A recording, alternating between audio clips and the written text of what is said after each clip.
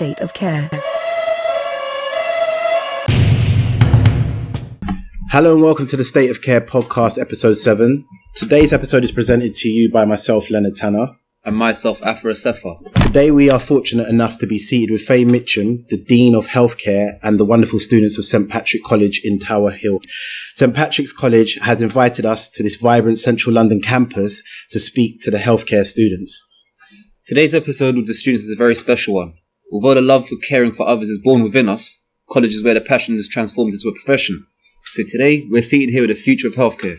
With no further ado, we would like to welcome you to the State of Care podcast. Thank you guys for joining us. Thank you. Please tell our listeners your name, which year and the course you're in, and which line of healthcare you plan to work with in the future. My name is Maria Agara, a student of Healthcare Practice for England in St Patrick's College International. And I plan to study social worker in future as a social worker. Then I'm in group 86, which is 2018, last year. I entered November. Okay, fantastic. Yeah. Yourself? Yeah. My name is Joyce Clark, and I'm in the first year towards finishing in Health and Social Care, which is Healthcare Practice for England, which is a new course that just started. And my future plans are to be a public health worker. I want to be an expert in protecting and promoting health.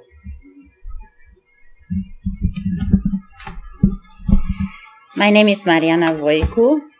I'm at the end of year 1 at Healthcare Practice for England course. I'm from group 82. And my goal, my dream is to become a CQC inspector. Fantastic. Hi, my name is Saika Alini. I'm from class HSC 87. This is my first year towards the end of Healthcare Practice for England. I have love and care, passion for looking after and caring for people. And to the highest standards, I would love to become an CQC inspector. Hi, my name's Faye Mitchem and I'm one of the deans in the healthcare department. Hi, my name is Carol Bernard and I'm currently in St. Patrick College because my future goal is to become a trained nurse and also work in the community as a health inspector regarding nurse because of my passion I have in looking after people, especially vulnerable people. Hi, my name is Julian Ellison. I'm in my first year, second semester, and I'd like to be working as a mental health nurse, in the future. Brilliant, Fantastic. Thank you for joining us, guys. Thank you for joining us on the podcast. So the first question we have for you guys is, how do you feel your education and learning at St. Patrick's has helped you with your practical work in health and social care? I feel, my name's Saika, by the way. I feel in the last year or so, from November to now, this present time, I've achieved a lot by being at St. Patrick's. At one point, I thought I wasn't capable of what I'm scoring at the moment, and that's my assignments. And I feel that I've come a long way because I had a lot of low self-esteem and confidence, and I've built my way up. And sitting here, having this opportunity is an amazing feeling for myself, being able to speak up. Yeah.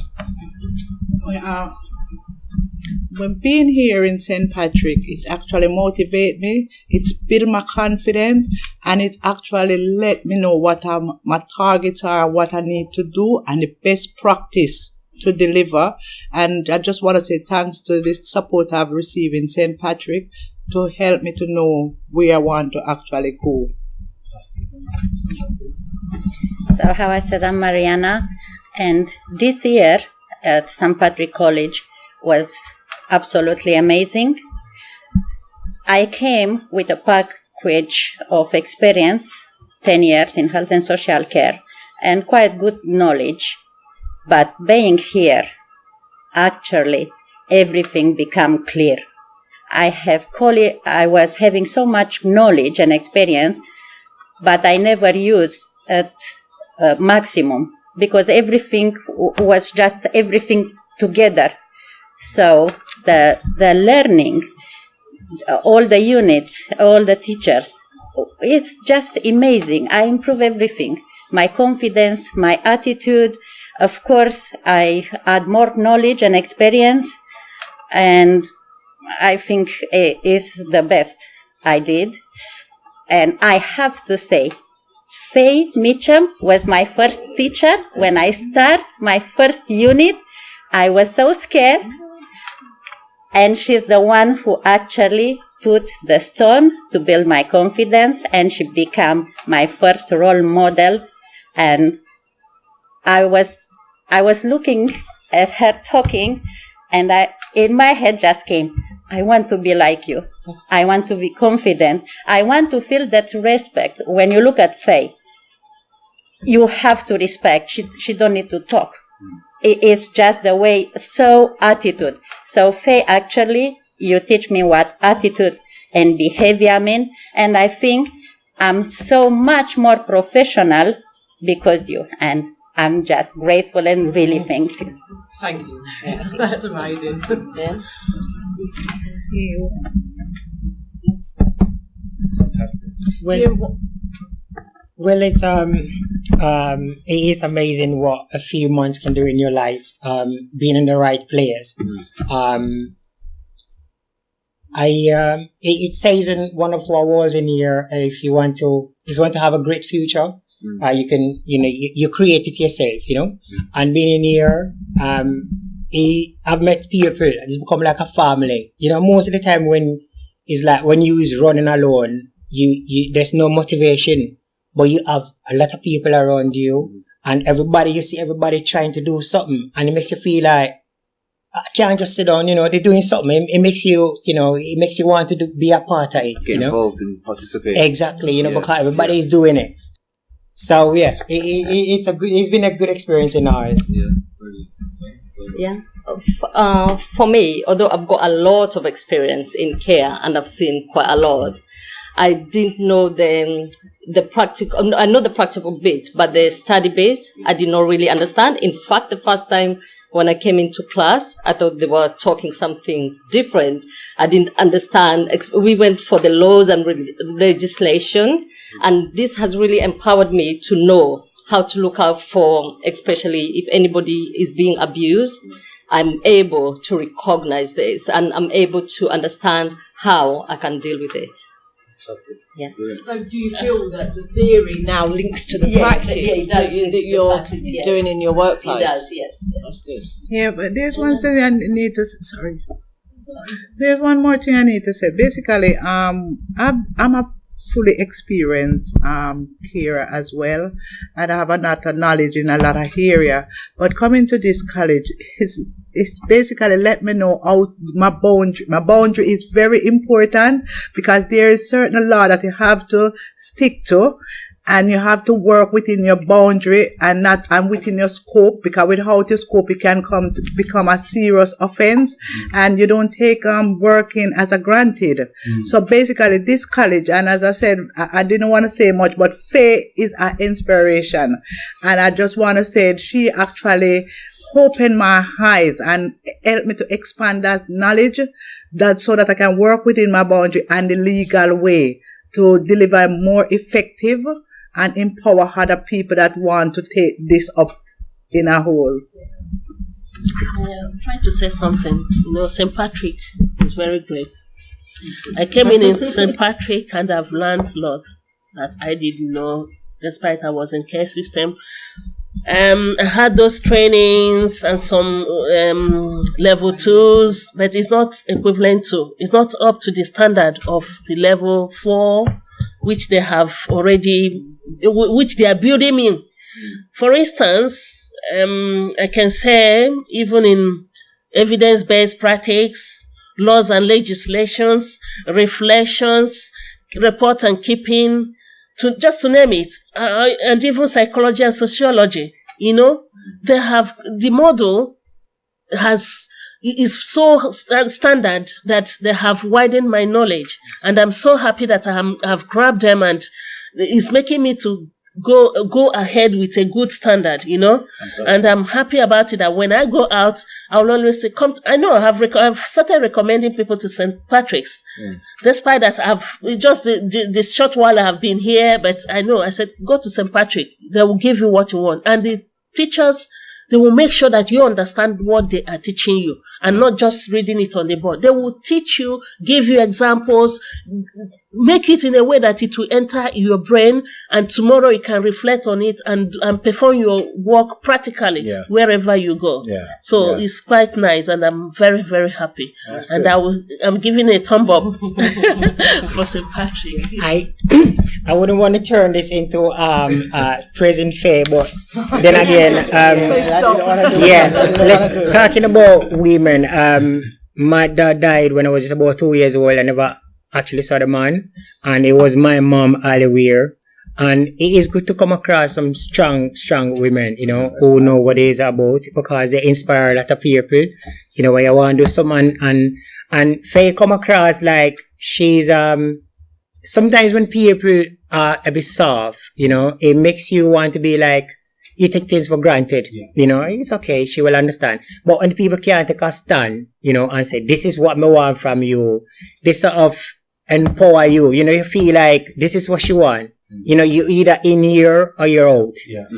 And so I like your style. I like the way you're like, it is, it's a strong stand, but you have to, she's a role model. She's a role model. Let's put a shot, and do it in a new, unique way. Basically, the way in which she done it, she do it in a weak and a strength area. She give you the bad first, then she go back to the good. So the way in which she done it now, you might have speaking second, you said, oh, this woman is very rude. But before you even think about it, then the good part hit you. And then you have a smiling face, and you intend to have that for the rest of the time. It's all good. And the good thing is, we are so in. You can't stop now. You just want to keep going. And when you see how good you become in your practice now, and when you see how much more you can help the service users, and they are so happy, and they look at you, what is going on? How you change in so short time, and you help your team to improve.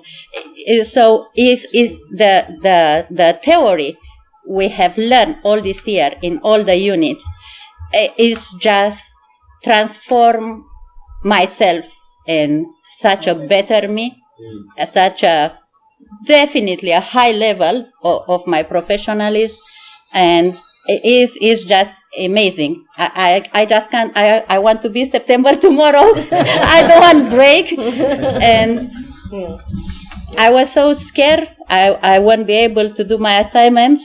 And I become such a good student. And it's just amazing. But the most important thing is to be able to recognize how the law and everything is helping you. To know to do a development plan, which I never ever had in my life before, it is are not words, are not enough to say the good and the improvement and the way today I deliver my outcomes. It's just amazing. Can I just say, guys, thank you for your kind comments, but this is down to you and your hard work.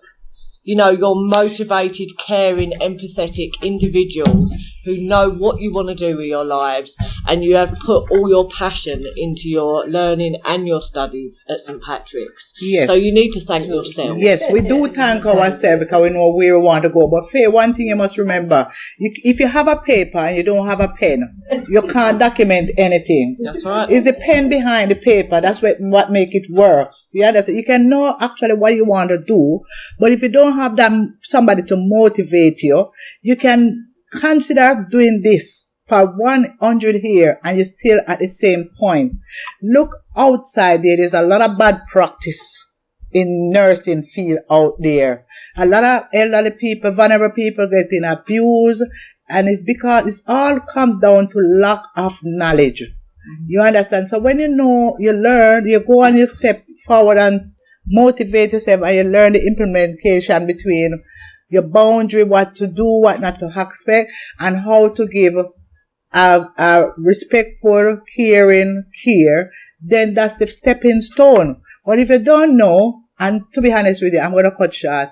I think caring is not just about education, it's all about your heart. It's all about your heart. We can sit here, talk about education, talk about faith, talk about everybody, but the most important thing, if you don't have that caring nature, it won't work. Yeah. Care is not an act. That's what I believe. You can't switch on and off, when you use a carer, because you will get tired. You will get tired somewhere where you want to do something nice when people are watching you, know. And so when you is alone with a service user in a room, you will start doing the wrong thing. And that don't cut it, You have to be somebody that is right here in your heart. And you want to do that. Every time you meet anybody, say, personal care for people. That is one of the things that is not like a calling, but it is something that you must have it in you to do it, Don't just do it. Because certain people work, because they get paid from 5 o'clock to 6 o'clock to work, as they then do a sort of limited work, I can't be bothered to do that because I'm not getting paid to take this kind of stress, and they can't do this or that, they limit themselves, But when you come in here and you know exactly what you want to do, and everything is sort of structured in a certain ways. It's like a fabric, A fabric is made up with a lot of different, it's stitched up together. So you take one thing out, you take one out, you start see the hole in it, and that is when problems start. You want to make sure when one is about to go off, you is ready to stitch it in place. So at the end of the day, it all come together. So I see this whole thing that. That's a good analogy. That's a very good explanation. All right. Yeah, fantastic. And I think just highlighting what you were just saying, I think that's definitely correct. Care has to initially has to come from the heart. And personally, I feel right now in this current state of time, I feel that something that concerns me. There's a lot of people who are going into care not from the right place. They're going into care to get paid because they feel it's an easy career path to follow. And I feel we need more individuals who are actually passionate, actually really care about caring for people, The introduction of the Carers Register would be an amazing initiative. I know they've been saying for years that we should have a Carers Register, but nothing has materialised yet. And I feel very passionate about the fact the government need to look the same as there is for many of the professions in health and care. They have registers. Why is there not a Carers Register yet, or a Health Professionals Register? That's good. Next question is, what have you seen in the practice? What have you seen in practice that you would call outstanding care? So within your experiences, what have you seen? Communication. And is that between the service user or the patient and the staffing, or is it within staffing? Within staffing and the patient. Okay. It's communication, because basically when you're in care, to build that, you have to build that rapport first, professional rapport with that patient, individual, and when you can get that professional relationship with that patient, then your life is very easy, because the patient basically build confidence, that confidence within you, and that patient might be having something bothering he or she for years, but because of that low esteem, less of confidence to speak to other people, you might be saved that patient life from suicide and from depression. So building a good professional relationship with an individual service user is very, very, very important, and it can be a healing process as well, because sometimes it's all about psychological brain.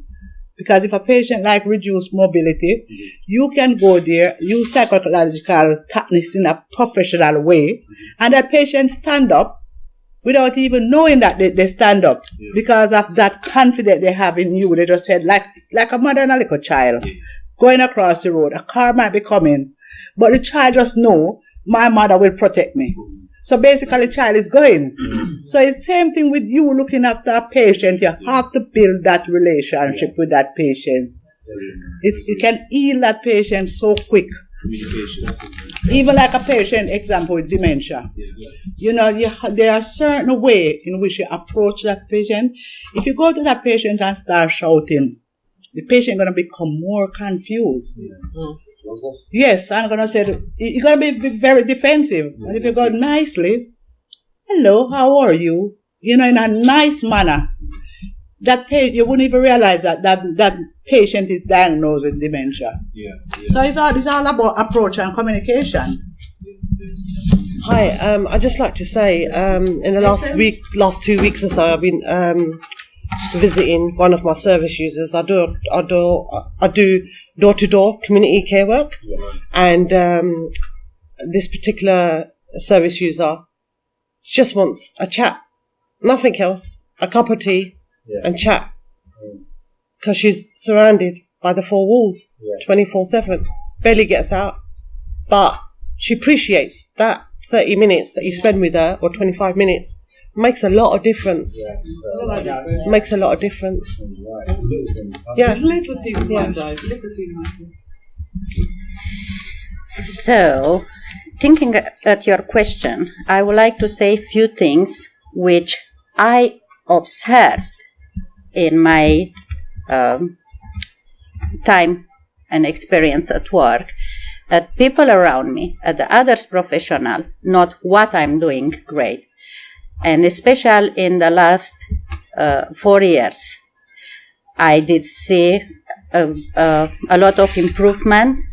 And in my area of work, I properly see people work together as multidisciplinary team, which now, having knowledge what it means, it makes so much sense, and I can appreciate and be happy for the clients and for the good care they properly receive now, because I can compare with years before.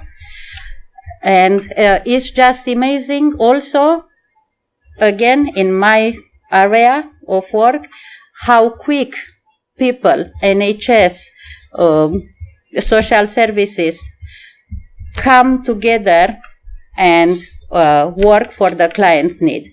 Was just amazing. Was like we raised the request.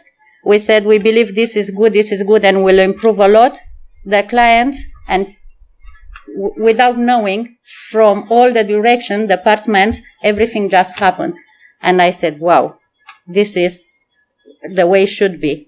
And I'm so happy I'm part of this. So this is just great. It's just great, and saying and feeling at my area of work is just amazing. I mean, I can honestly say that I feel that sort of in the years that I've been in care, whether that's as a manager, as an assessor, as a teacher, or as a dean, I've seen many improvements in care. And a lot of the time, we know it's the staff, they make a big difference, but it's the little things as well, especially in places like care homes. I mean, many years back, when I was studying, we did a study on a care home in Ireland, which was specifically a dementia care home. And in this care home, all the residents had memory boxes with photos outside their room. The care home was actually built in a way similar to this college, actually, that you never get lost. You just go round in a circle. And there was a main atrium, and off of this atrium was smaller corridors that were made as if they were streets in the 60s. So you'd have an old-fashioned hairdresser's, an old-fashioned sweet shop, lots of things that will bring back memories for elderly people. And the care and the one-to-one care they were given. So if someone liked cooking, they'd be doing cooking during the day, was absolutely outstanding. And you know, there's not many care homes, as I'm sure that you'll all agree, yes, that have these types of initiatives. But these are very small things to put in place to make sure people are being looked after properly. And I think that care is getting better in general. You know, people are understanding more. There are more people coming through the system, doing higher education, learning more about care. But then saying that, I still think we've got a very, very long way to go. Yeah, we do. Yeah. But I believe as well too, it's down to the management as well, you know. Definitely. A lot of things that happen in care home is based on the management. Yeah. So we sit here and we have to leave this college with good practice. Because I've seen it a lot of time when the management, they intend to like ignore their staff, not prioritizing their staff, then the organization go down. But when a good manager step inside and have put a open door policy in place that any little thing that affected you, you can step in and that manager able to listen to you and address the situation.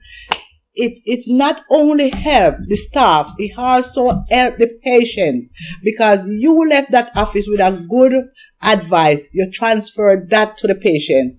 But if you go to the manager and the manager being abrupt to you, you're going to transfer that attitude to the patient. So basically, it's all boiled down to the management them as well, not just the staff them.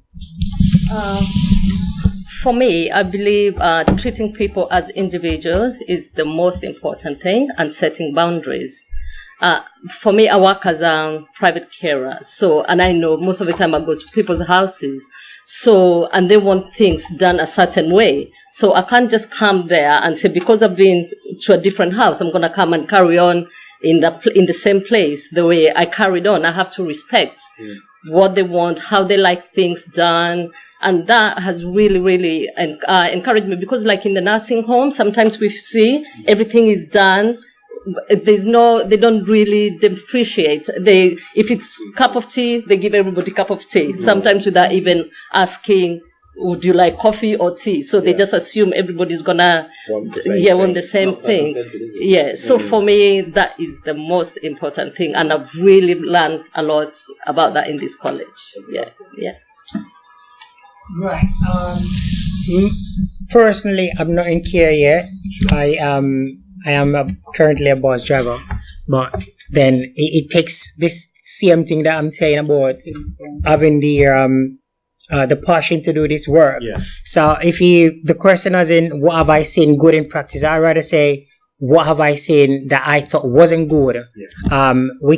I can cite something like something from the Winterborn documentary. Yeah. There are a whole heap of things I'm see people I do to the next morning. I just sat down there, I'm like, I wouldn't do that, you know. Sometimes when you, from afar, you see things differently. Yeah. You know, probably you will say, this person was provoked or they do something like that. You understand? But that is on the negative side. If you want to go into care, why do you want to think about being provoked? Yeah. You know, that should be one of the things that is what is in here. If you really, you know, is like she said, not molding everybody into one. So it's what I have seen that I thought wasn't good, that I'm thinking personally, I can do better than that person is doing. This is something I will never do in a billion years, you know? So sometimes it's not about what you see. It's like human beings, we love sensationalism, you know?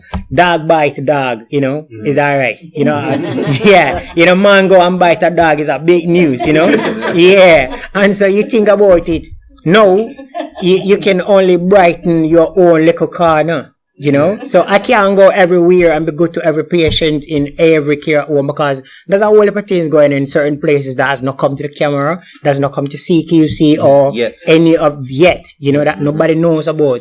But we thinking the sort of students that we have in St. Patrick's, you know, that is going on. I believe, give it a couple of years, we will have so many people going to care, and we will all have that sort of pedigree, you know. We will all go out there, and care is going to take another level, you know. Everybody out there will have the lures, like, you know, little things we take for granted, you know, things that you think is all right for me to do that. You only realize that was a really, really wrong thing when you caught in the dock. And they asking you questions, why did you do that? And you're like, in your head, you think you could justify that.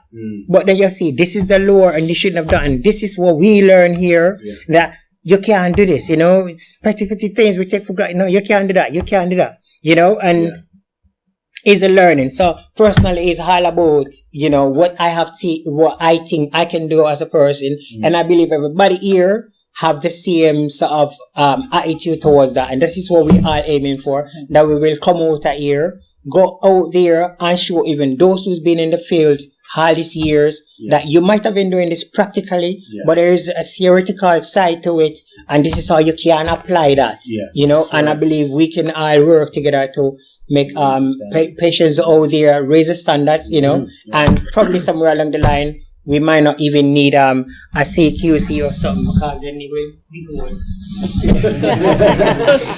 So I can easily link what I have learned in this year with the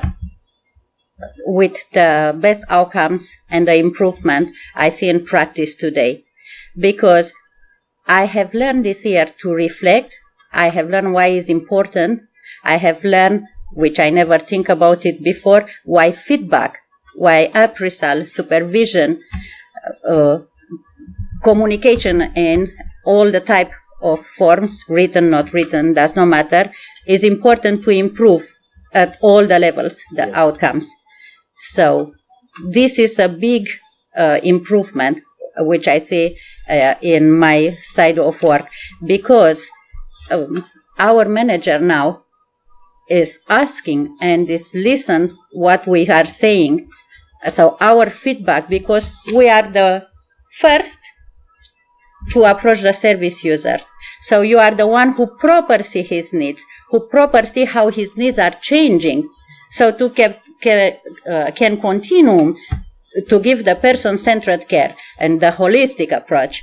Actually, you need to open your eyes. You need to feel the service users and to try to keep going and to keep support him. And today, thinking back at 10, almost 11 years ago when I started, and nobody, not to ask me, even didn't look at me. I was like, they saw me working, doing my duty, and this is, no, we are not robots. We are not going like robots at work.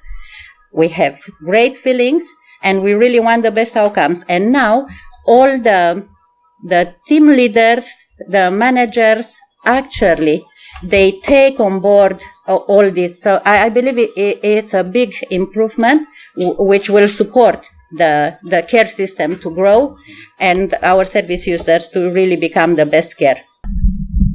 So fantastic, guys, and I really appreciate your feedback, and in relation to a number of points regarding standards and even the details of smaller things that really make a difference. Is very important. And just kind of leading on to our next questions, what problems and issues regarding bad practice have you seen in your time as a care worker?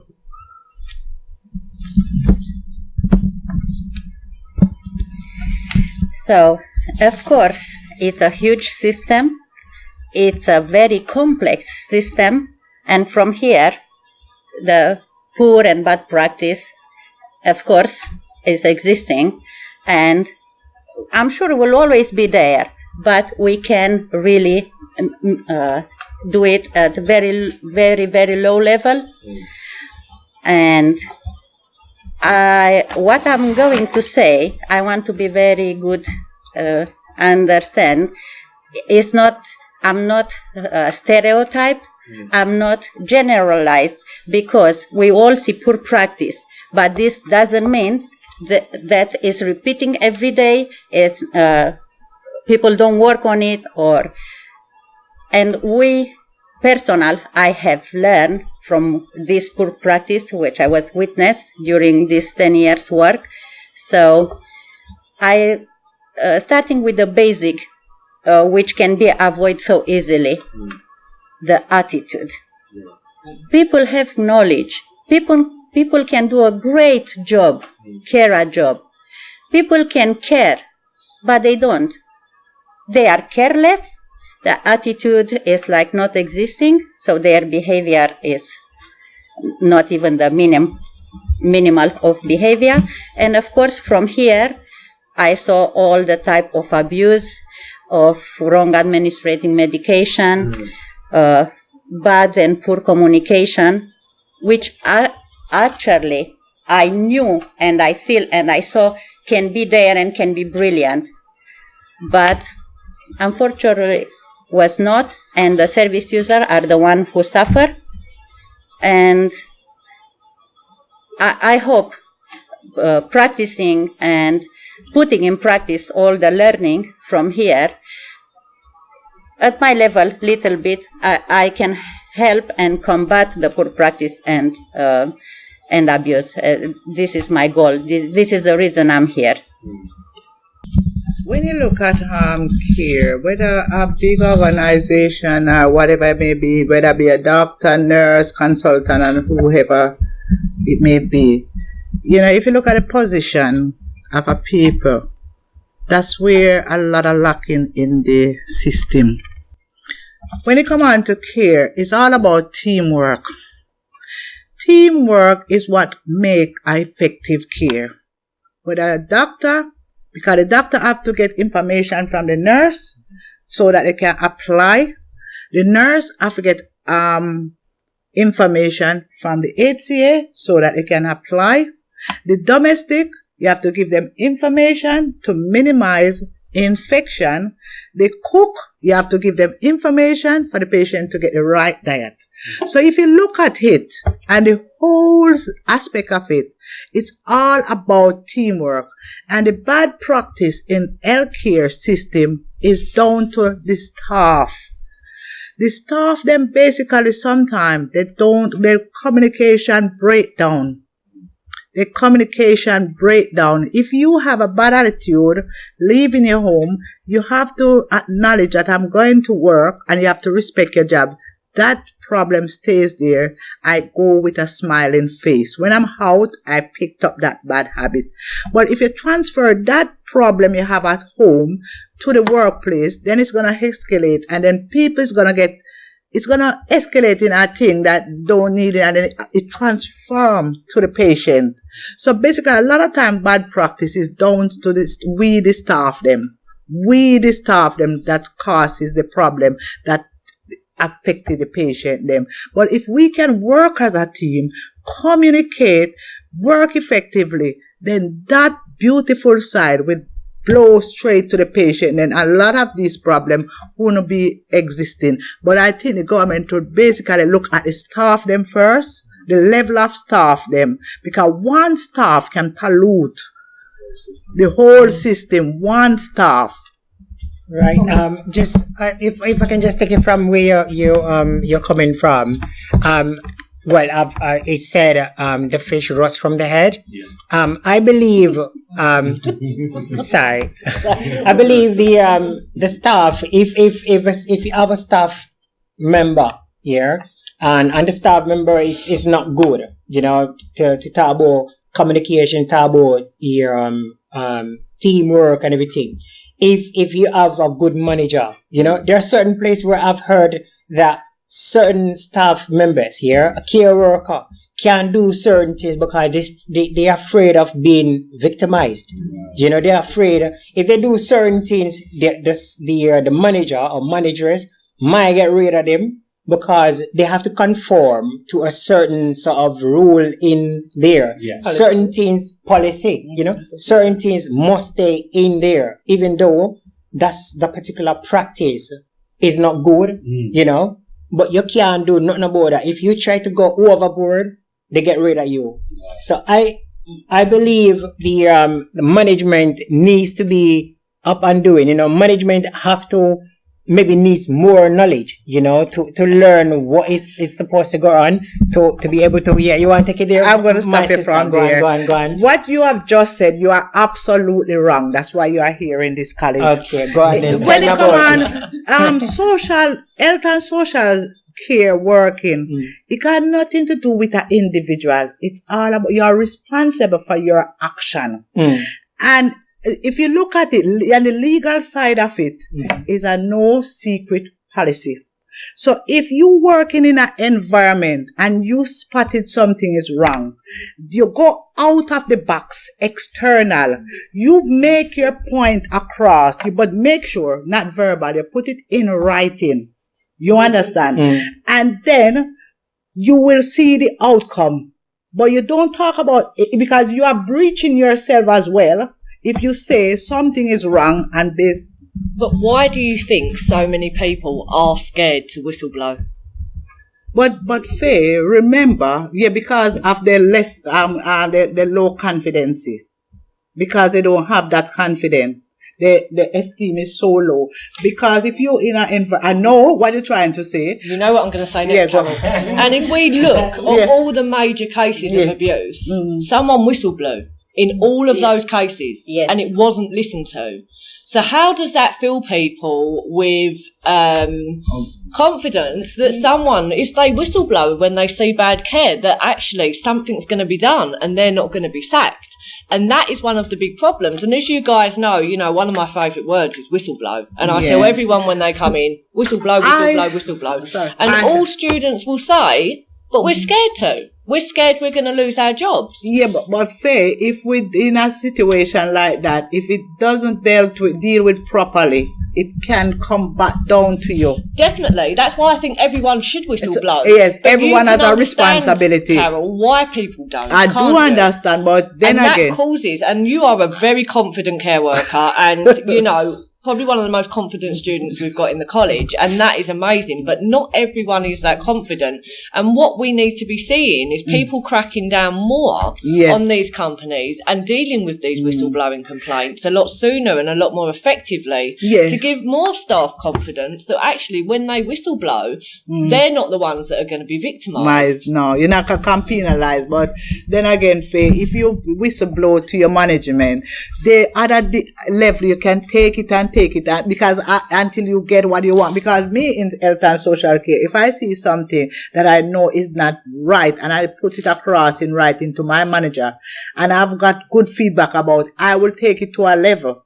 You can go on the intranet and you find the right body of people to send it to. Definitely, you've got CQC, you've got social services, but again, in all these cases that are put on the TV, I know people did whistleblow to all of these, even cases like mid-staffs with the young nurse Helen someone who I think there was 115 complaints or something, and to CQC and she ended up leaving because no one listened to her and nothing was done about it. So as much as building people's confidence to whistleblow is important, also what happens to those people and making sure those people that are protected is also an important measure that I think needs to be looked at in the future. You're absolutely right, but someone has to be firm. Definitely, Carol.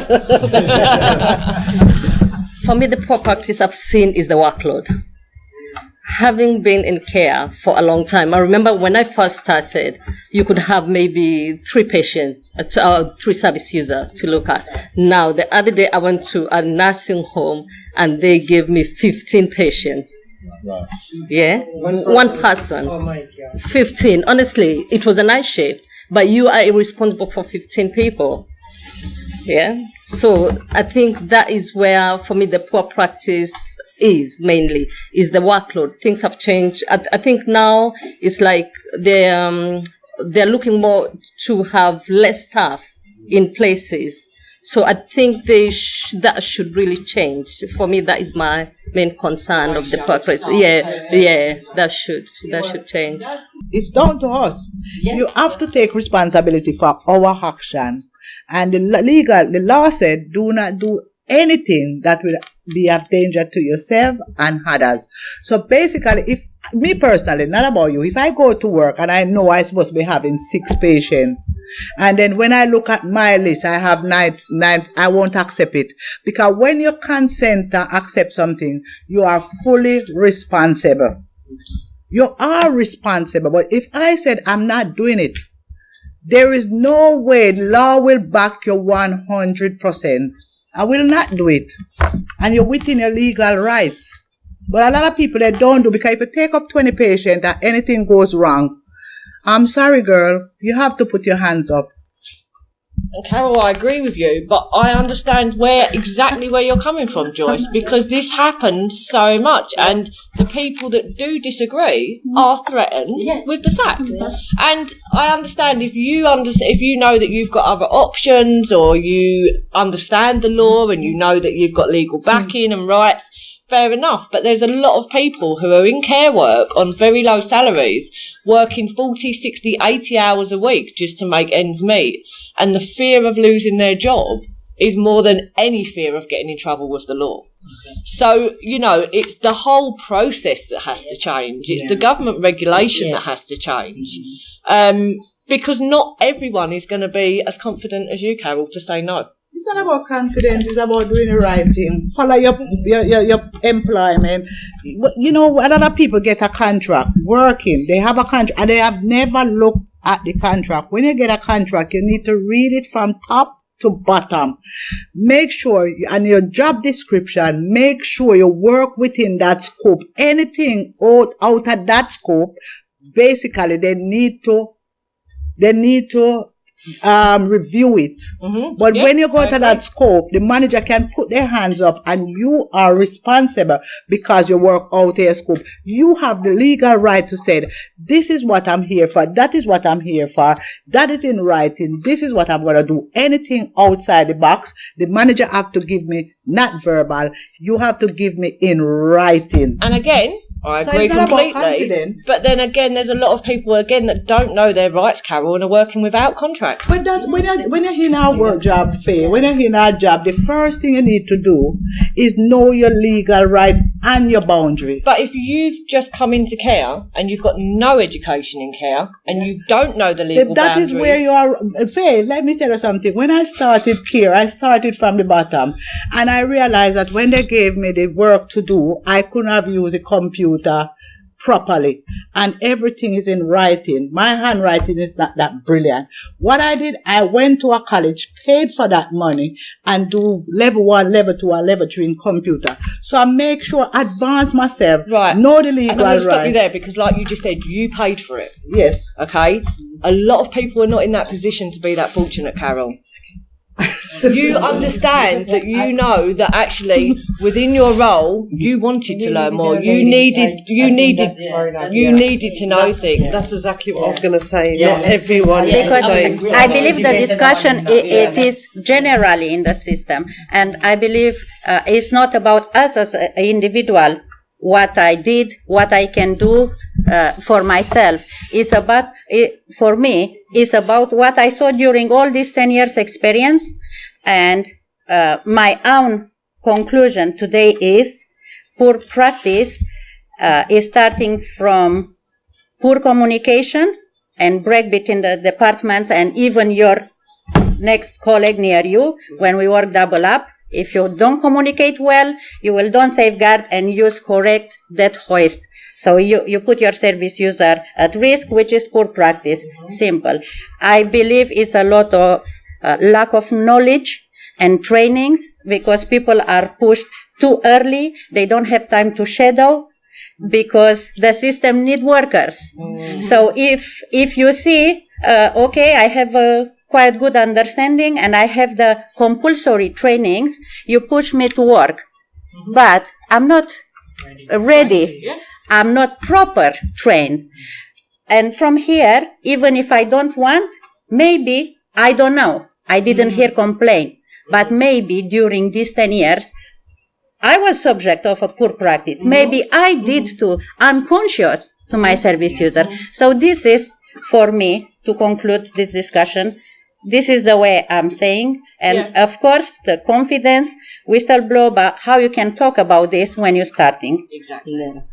Yeah. Everything come in time, building experience, trainings, confidence, and from there, at this level. You have been asked to do something that you're not comfortable with at work. Loads of times. There you go. Yeah, but I wouldn't do it. But you won't do it. Many and that's times. fair enough, Carol, but they've tried to push you to do it. But they can't push No, it. they can't. And I'm not going to go into that anymore.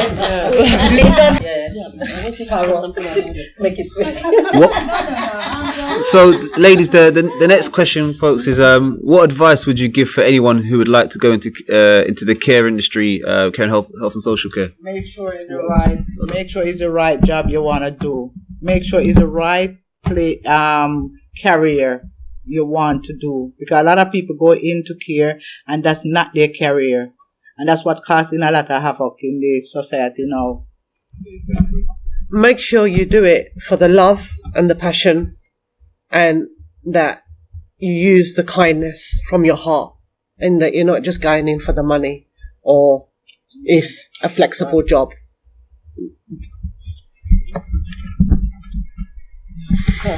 Yes, as my colleagues, I believe I will advise any person who have patience to work with people, to listen people, to help people. Even before become a carer, you need to be a caring person. If you can do this, then you can start your journey, and be sure you take all the trainings on board.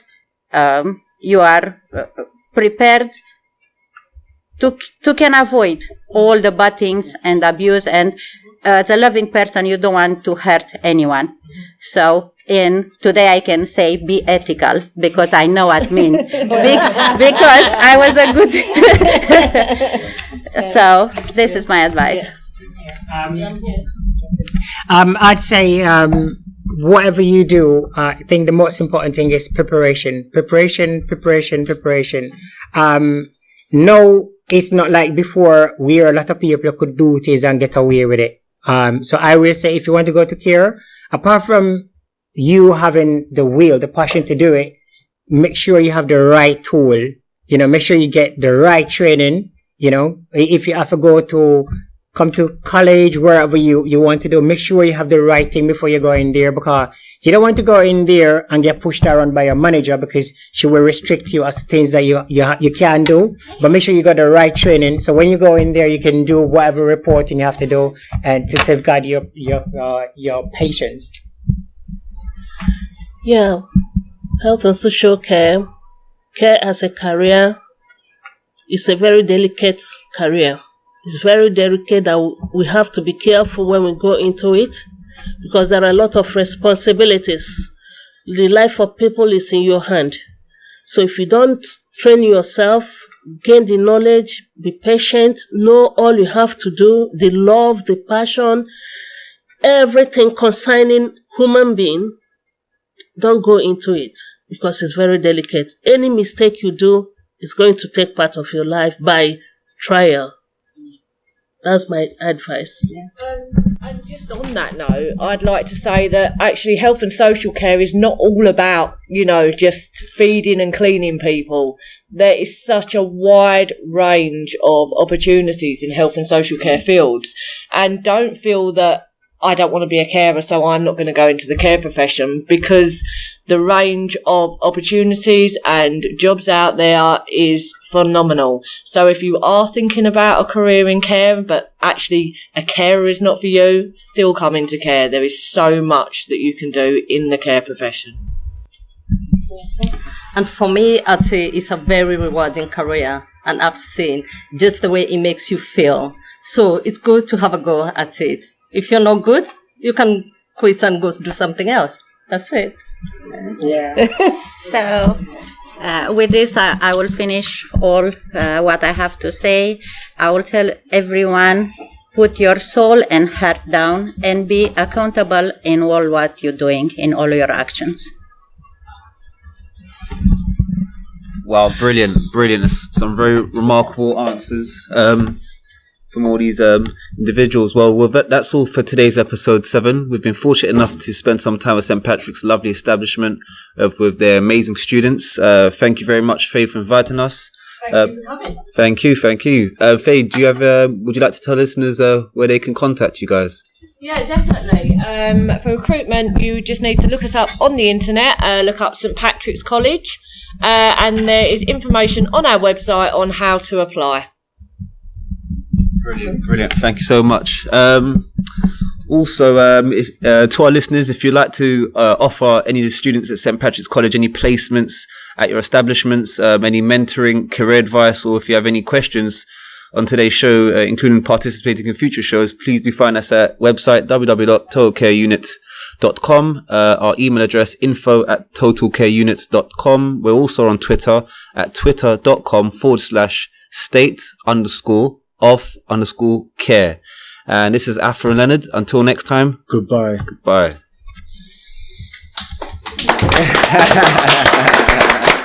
Brilliant.